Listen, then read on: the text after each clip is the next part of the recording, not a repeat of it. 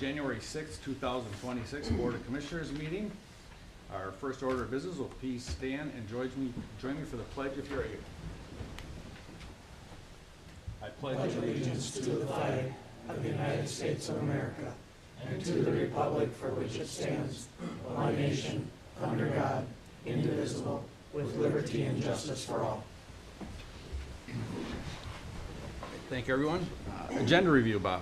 Well, Mr. Chair, there are no changes to the agenda today. Move to approve. Second. Got a motion and a second for the agenda. Is there any discussion? Hearing none, all in favor say aye. Aye. All opposed? Motion carries. At this time, we will appoint a chair and a vice chair to our to our county board. So a motion for the slate of names in front of us. So moved. Second. Have a motion and a second for Patty O'Connor to take over as chair. Mark People would be vice chair. Any discussion? All in favor say aye. Aye. All opposed? Motion carries. Congratulations, Ms. O'Connor. Well, here we go. Thank you, thank you. All right, next we need the committee assignments. I would move approval for the committee assignments. Second. All in favor? Aye. Aye. Opposed? Aye. No. I was looking for discussion, I'm sorry. Okay. Aye. All right, discussion? No? That's All it. right. And next is the 26 board meeting calendar. Looking for approval of that. Move to approve. Second. Discussion. Discussion? That's what I'm forgetting? Okay. All in favor? Aye. Opposed? Passes. All right. I moved to recess for Economic Development Authority meeting. Second. All right, moved for the Economic Development meeting, so we'll call that to order.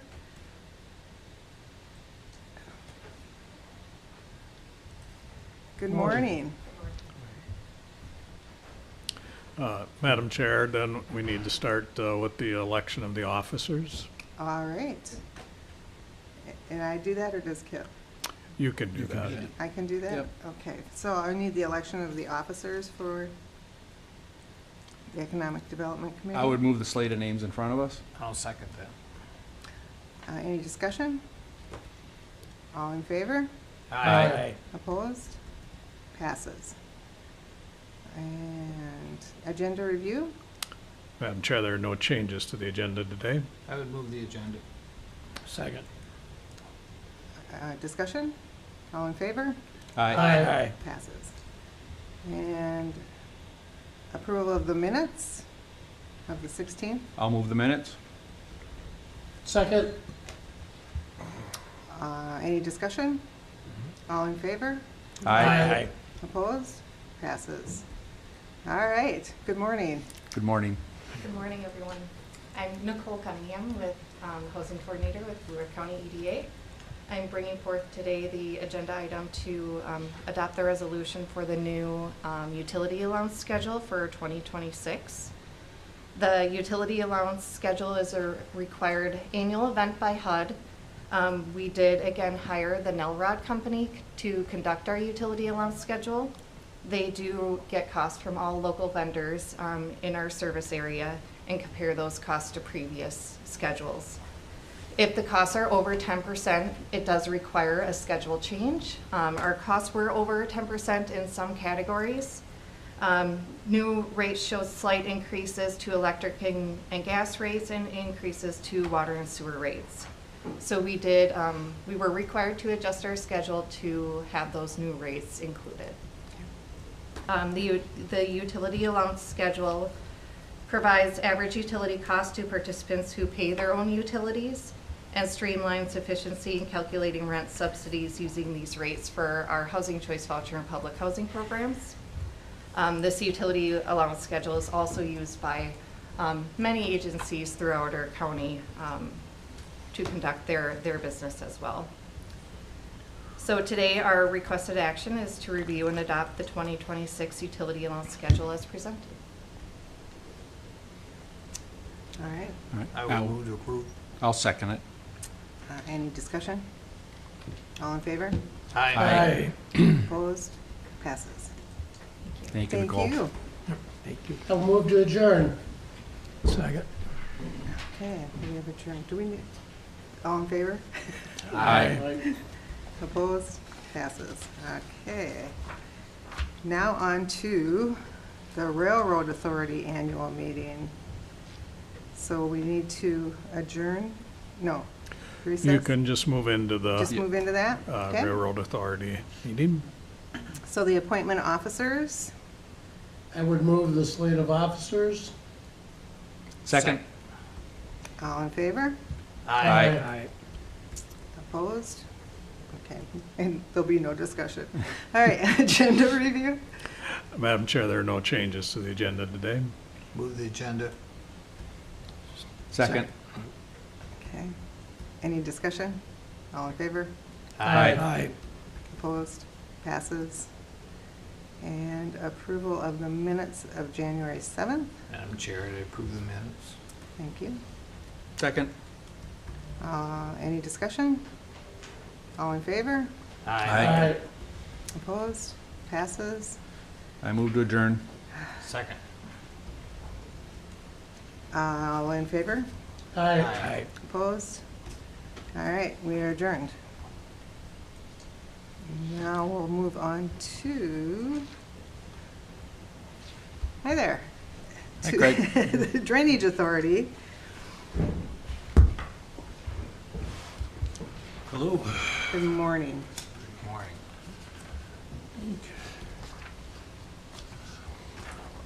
Two items here. First one is regarding the debris removal from Minneopa Creek. We need to set an acceptance hearing. Minneopa Creek serves as an outlet for 8 public drainage systems located primarily in Butternut Valley, Judson, and Lincoln Townships. Property Environmental Resources Department staff received an engineer's acceptance report for the repairs that were approved by the board on May 6, 2025. All contractual work has been completed by the contractor. Today, we're asking the Drainage Authority to set a contract acceptance hearing date for January 20th, 2026 at 9 a.m. in the Blue Earth County Board of Commissioners rooms located on the second floor of the Blue Earth County Historic Courthouse building. So moved. Second. Okay, I have a motion and a second. Any discussion? All in favor? Opposed? It passes. Okay, next one. So our next item here is on County Ditch 56 sediment basin, engineer's amendment. The County Ditch 56 watershed is approximately 9,400 acres in size and located in Garden City and Lincoln Townships. On March 11, 2025, a petition to impound, reroute, and divert portions of County Ditch 56 open ditch was received on behalf of the petitioners from the Blue Earth County Soil and Water Conservation District and Michael and Liz Sant. The proposed petition affects portions of the property lying in sections 5 of Garden City Township. On April 8, 2025, Charles J. Brownell of ISG was appointed as the engineer for these proceedings in order to produce and submit an engineer's review report on June 10, 2025 by signed order. The County Ditch 56 Drainage Authority approved of the engineer's report for Sediment Pond, which was petitioned under Minnesota Statute 103E.227. An amendment from the engineers was received by Blue Earth County Drainage Management staff dated November 26, 2025, amending a portion of the previously approved final engineer's report for the removal of Branch 1 reroute from the engineer's plan and construction plans. This amendment was due to the inability to secure an easement, but still allows for the establishment of a sediment pond. At today's meeting, we respectfully seek the County Ditch 56 Drainage Authority's approval for the engineer's memo, removing the County Ditch 56 Branch 1 reroute plans from the engineer's plans and construction plans. I would move that. Okay, do I have a second? Second. Any discussion? All in favor? Aye. Opposed? Passes. Thank you. Thanks, Craig. Thanks, Craig. All right, next up, Scott. Watershed, Minnesota River Watershed Plan. Morning, Scott. Morning.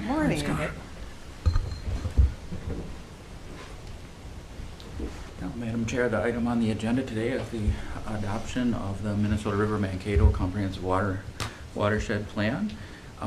The plan itself will replace the portion of the county water plan in that part of the watershed. And the Minnesota River Mankato Watershed Planning Partnership was created back in 2024 to prepare, adopt, and then eventually implement the comprehensive watershed management plan. The effort included the counties and soil and water conservation districts of 3 counties, Blue Earth, Le Sueur, Nicollet, and 4 cities. We had the cities of Lake Crystal, Mankato, North Mankato, and St. Peter.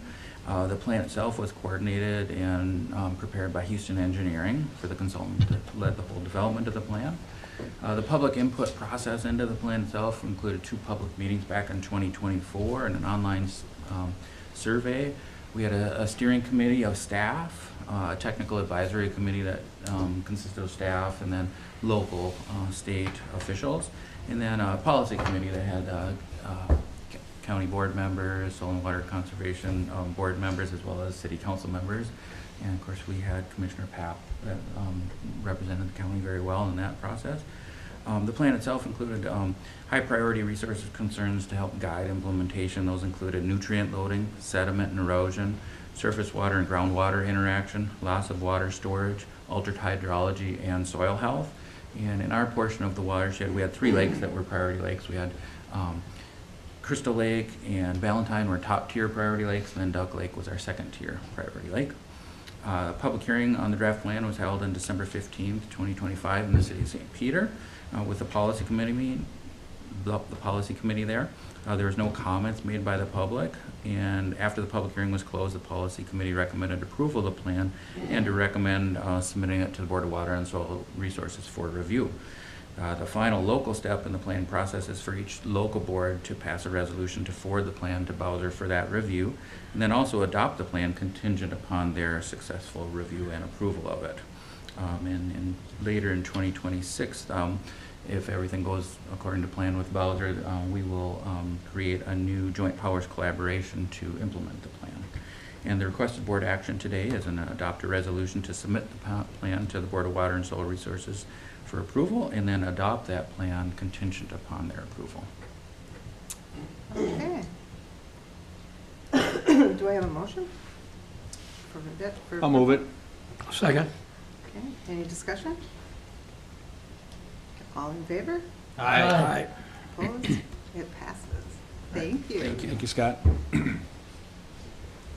Next up, Public Works. Ryan. Good morning, Commissioners. Good morning. Relatively brief agenda today, so it'll be kind of quick.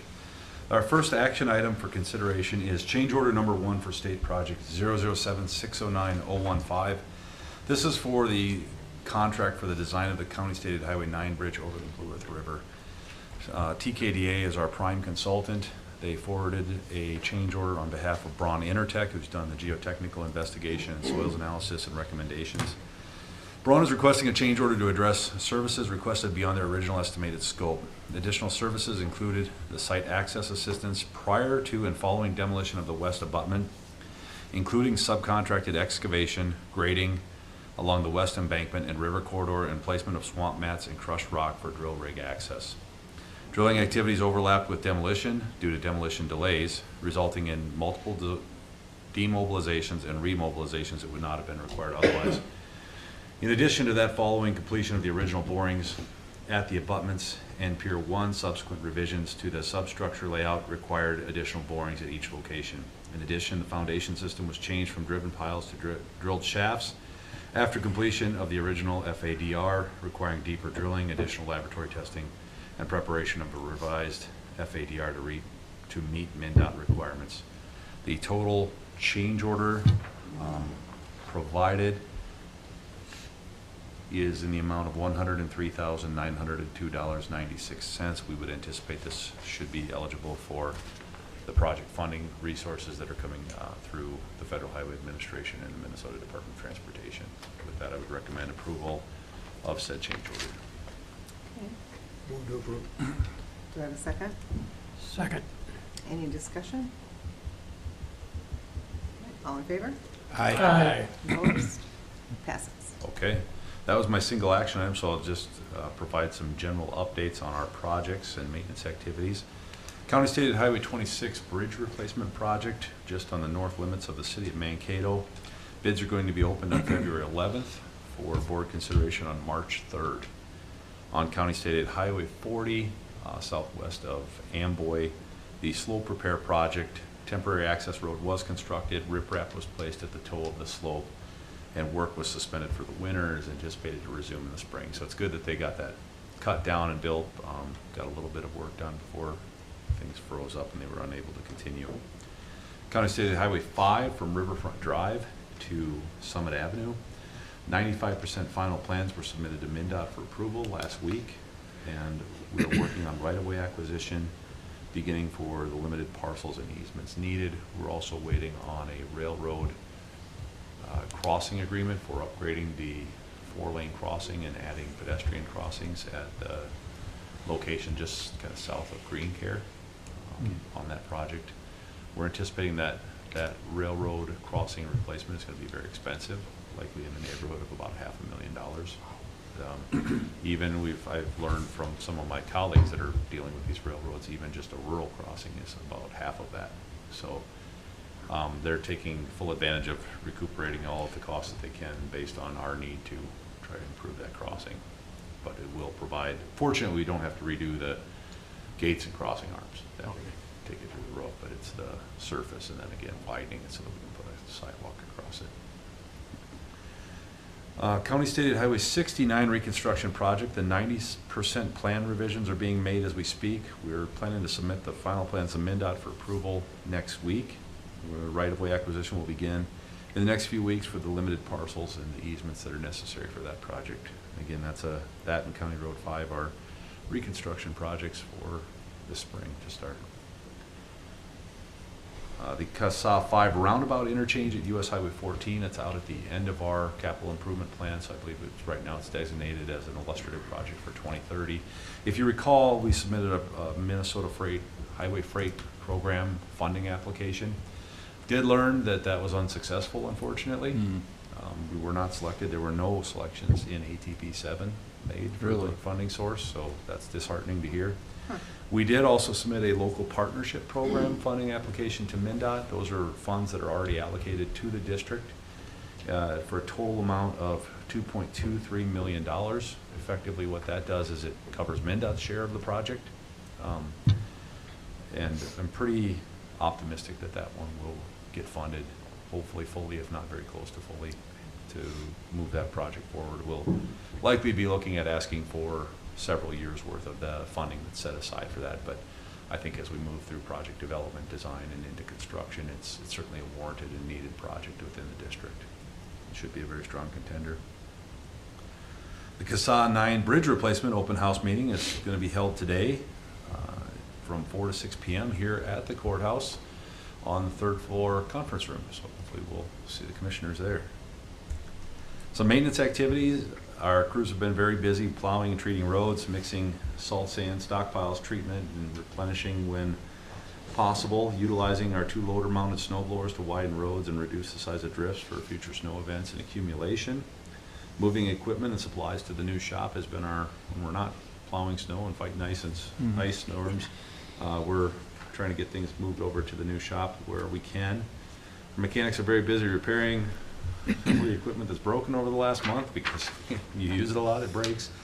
So they're staying very busy. Park staff have been, when they're not doing snow and ice control at the government buildings, so downtown they do the 3 buildings.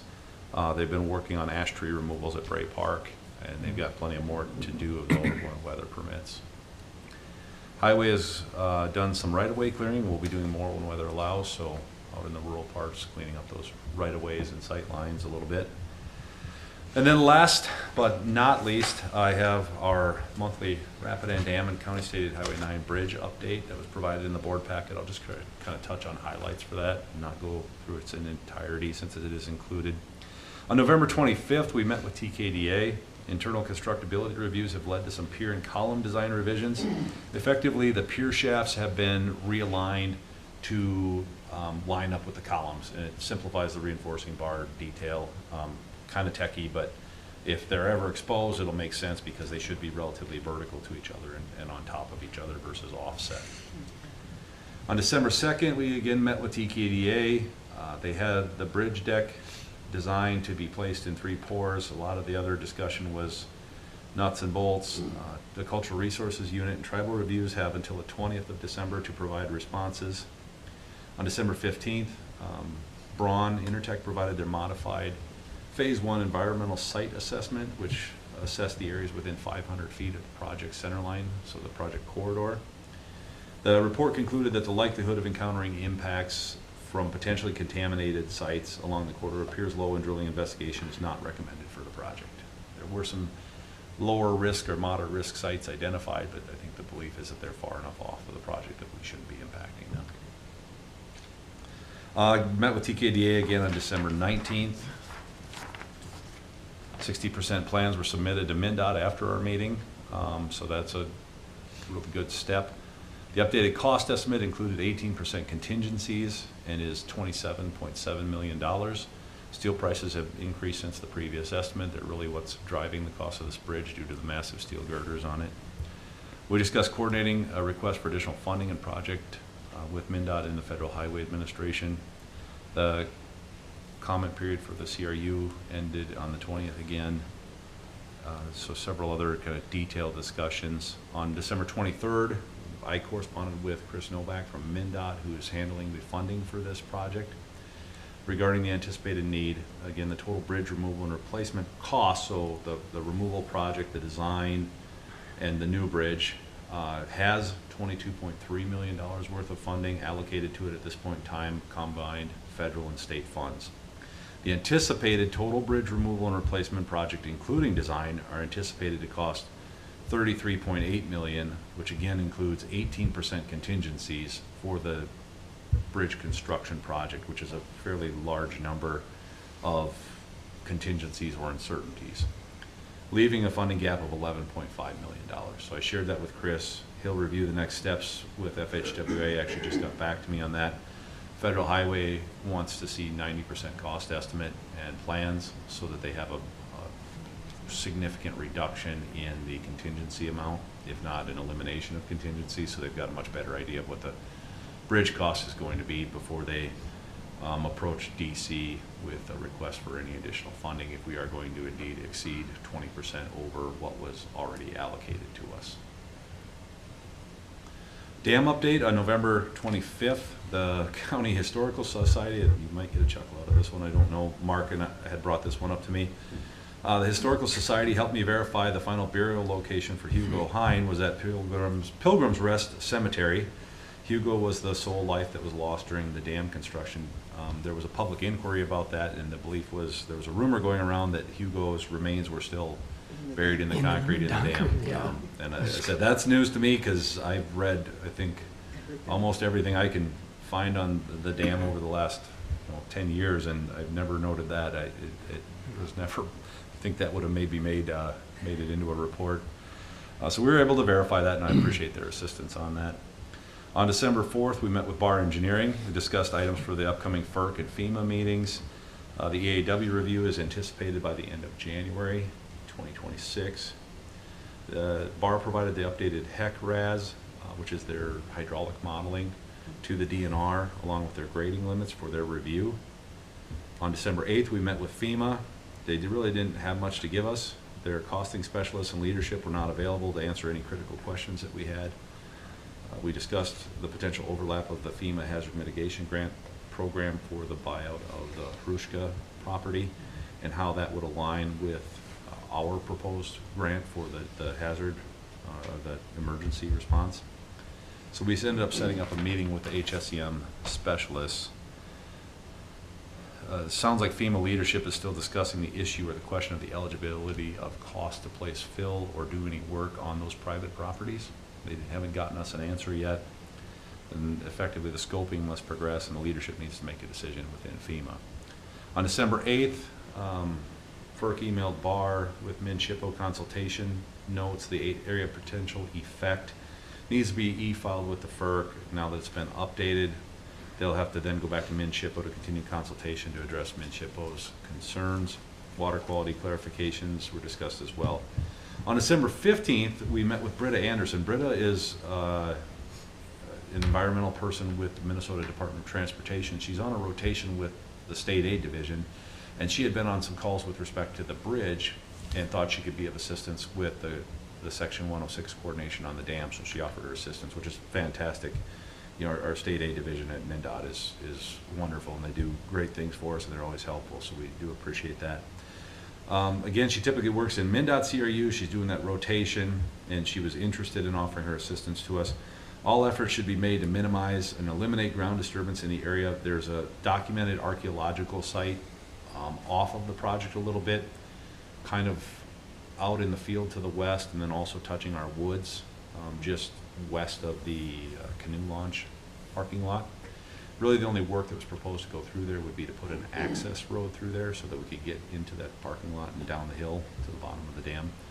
So she is going to provide some recommendations on minimizing impacts, like using swamp mats or other things like that, so that we don't compress or disturb the ground through that area, and some language that we could use to make it very clear that what our intention is and how we plan to work around that to hopefully avoid an archaeological investigation. As we know, those can be budget and time killers on projects.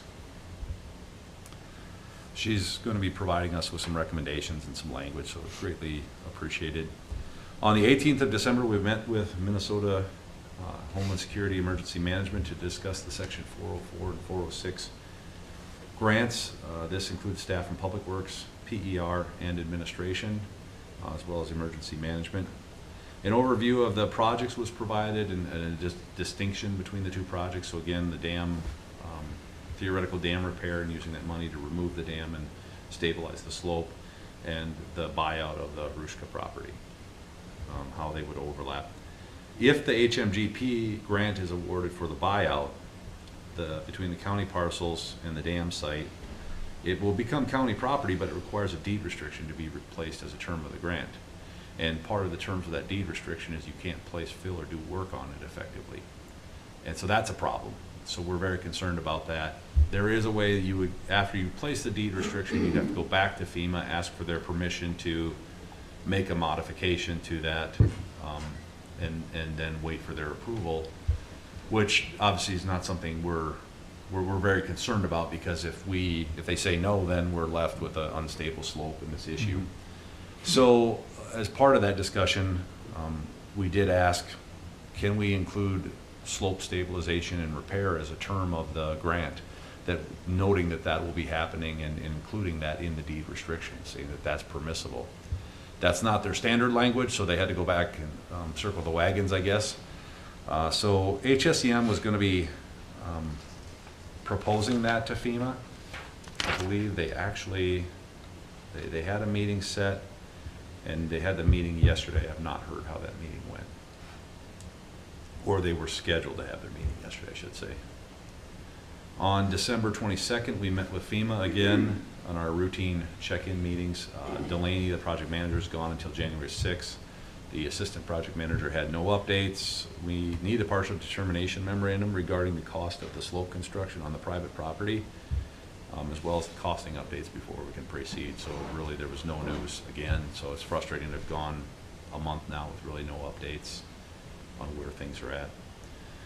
On December 18th, we met with staff from Senator Smith's office. We provided a project update including coordination efforts with FERC, FEMA, Corps, and others, state agencies.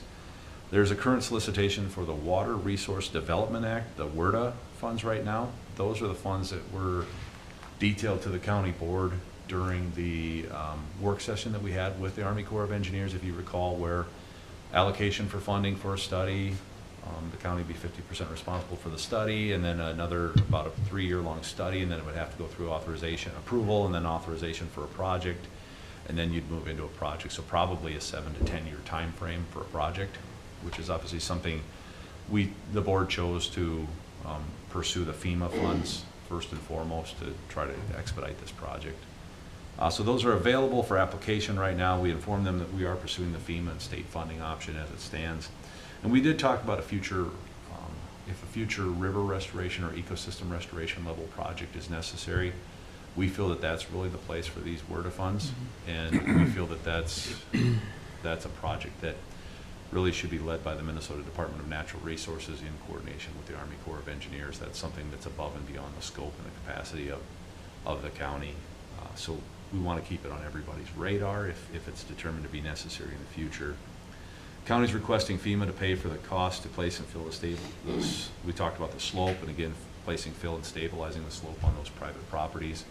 So if there's any assistance that can be provided by their staff, they were going to be reaching out to FEMA, the Corps, and then also coordinating with Congressman Finstad's office for discussion, making sure that they're all on the same page. So we are appreciative of their time. It was good because we had not only their regional staff, but we also had one of their heads of staff from DC, Anna. So very good to have her on the call. So that concludes my report. I'd be happy to answer any questions. Any questions?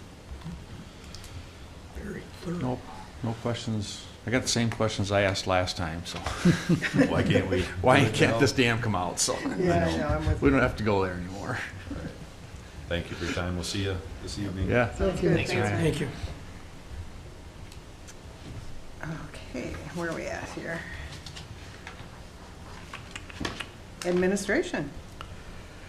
Well, Madam Chair and board members, first item is the county board minutes for December 16th of 2025. Move to approve. Second. Okay, Discussion, discussion. any discussion? All in favor? Aye. Thank you. Opposed? All right, passes. Next are the bills for the 3 weeks indicated. Move to approve. Second. Any discussion? All in favor? Aye. Any opposed?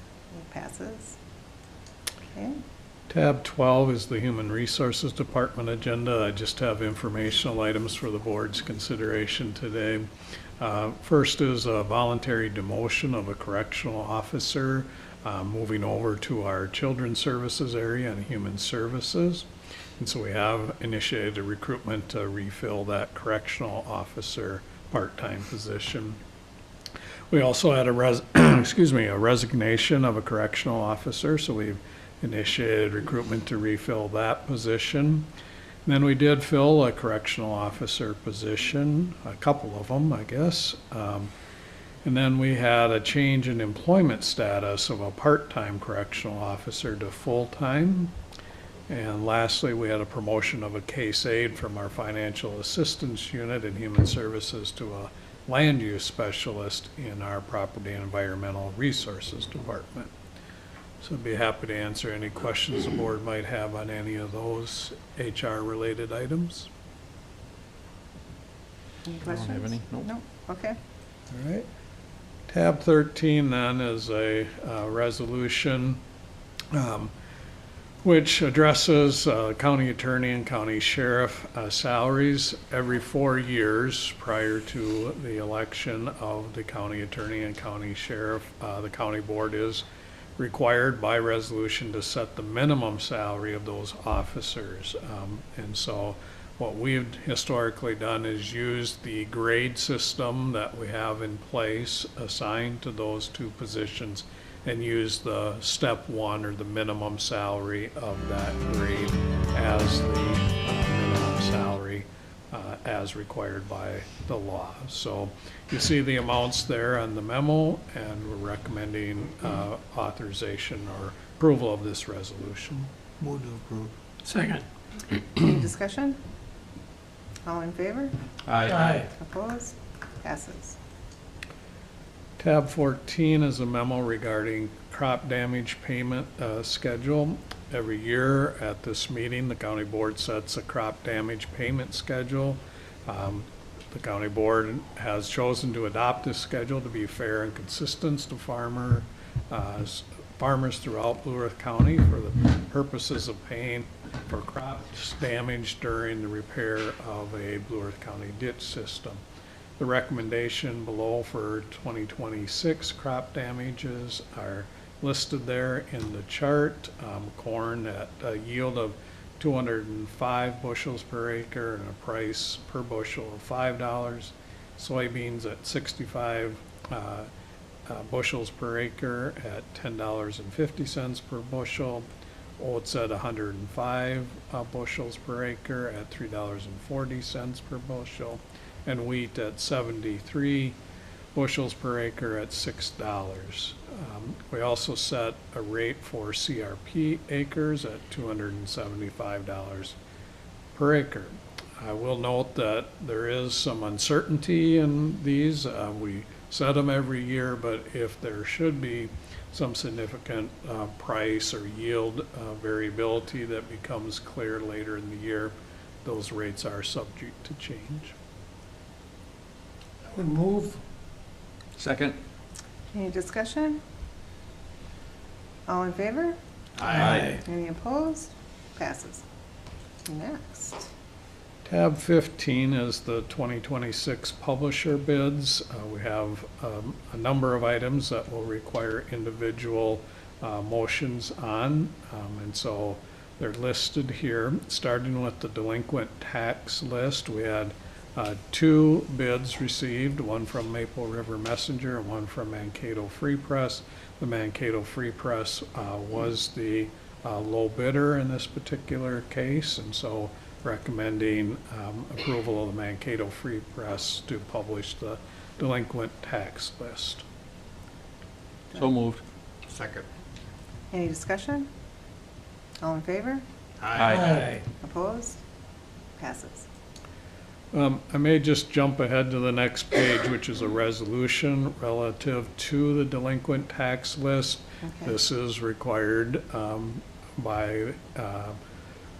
that the county board approve this resolution. I will note that we have the year listed incorrectly on that resolution, and so we'll get that corrected, but that really does tie back to the motion that was just passed.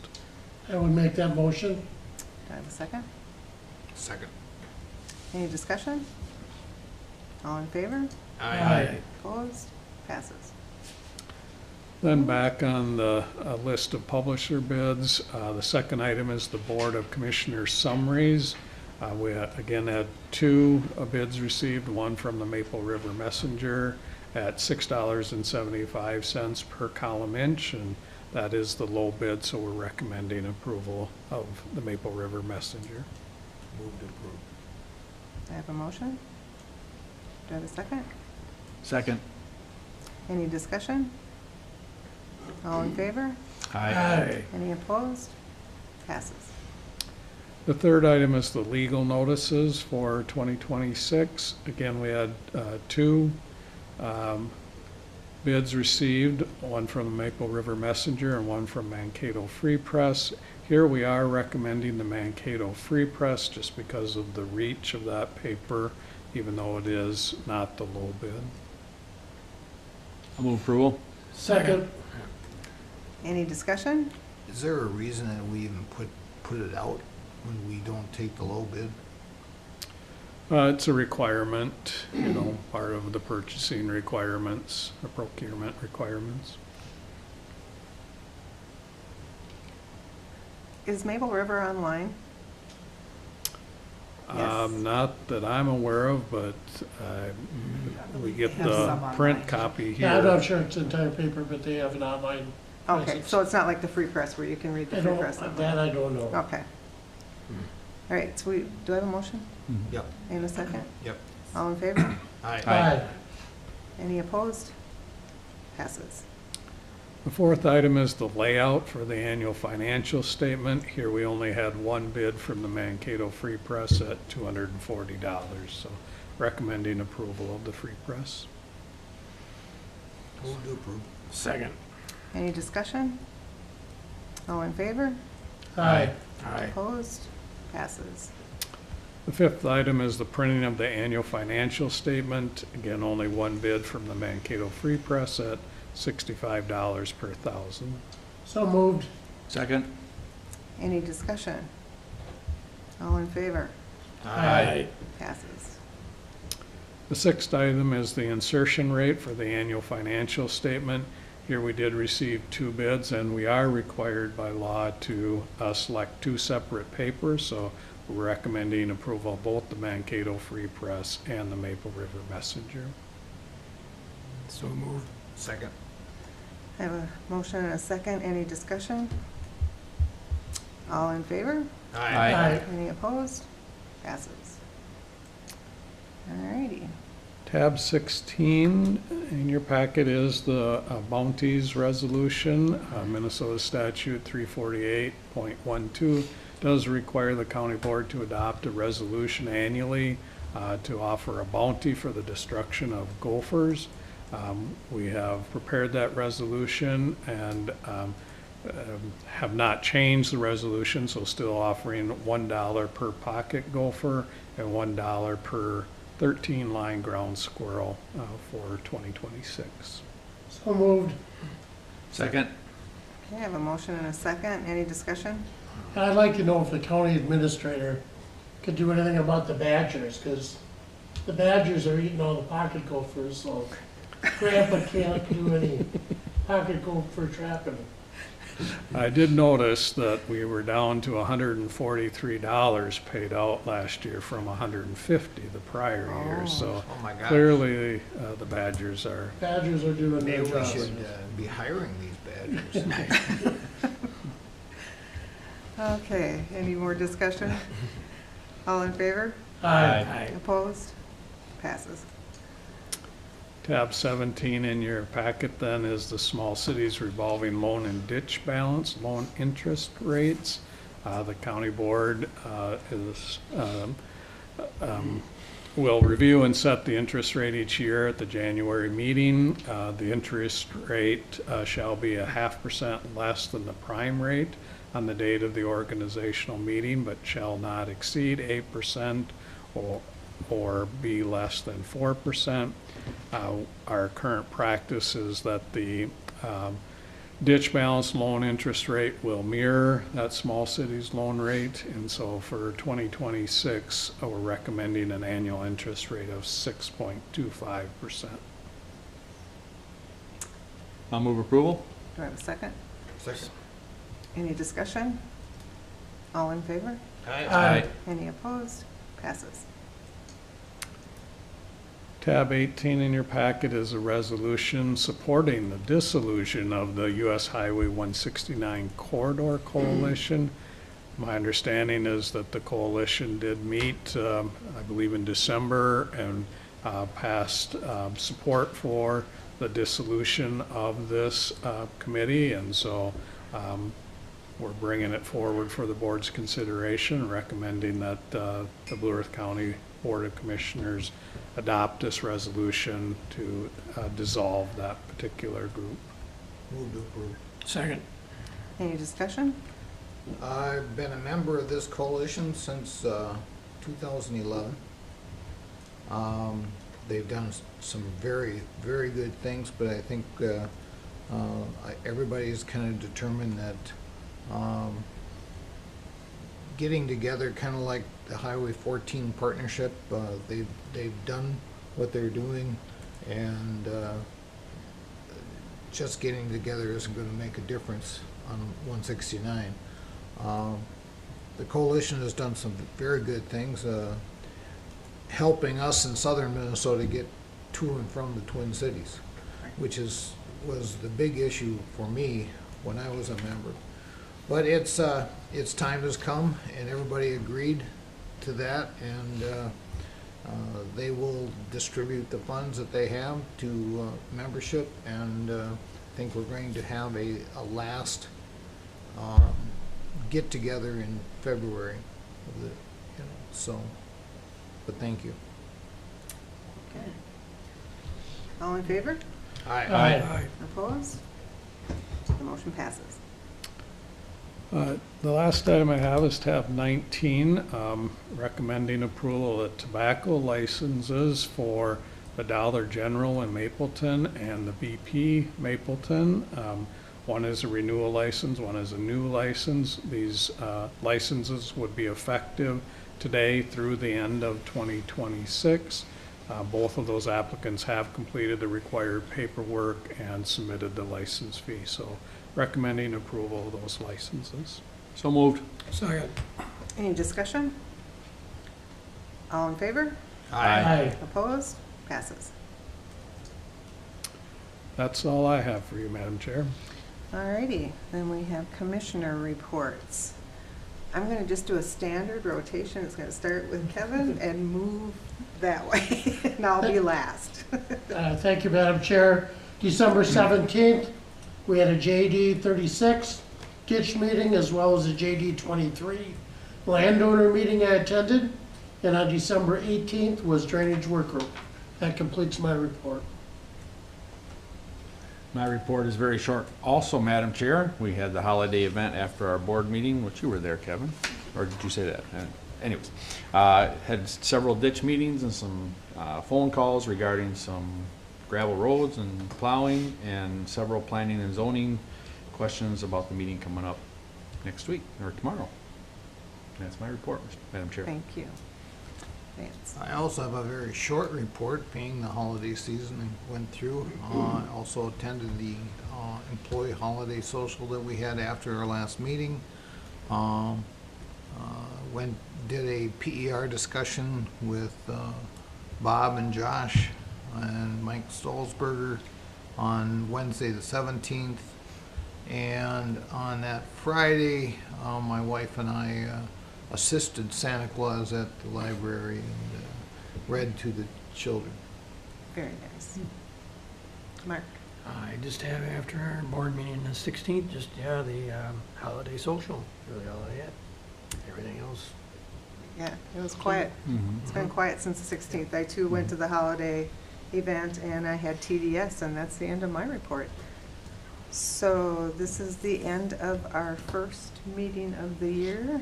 Do I have a motion to adjourn? So moved. Second. We don't have discussion on that, right? It's non-debatable. We are adjourned. So, Good job, Madam Chair. Good.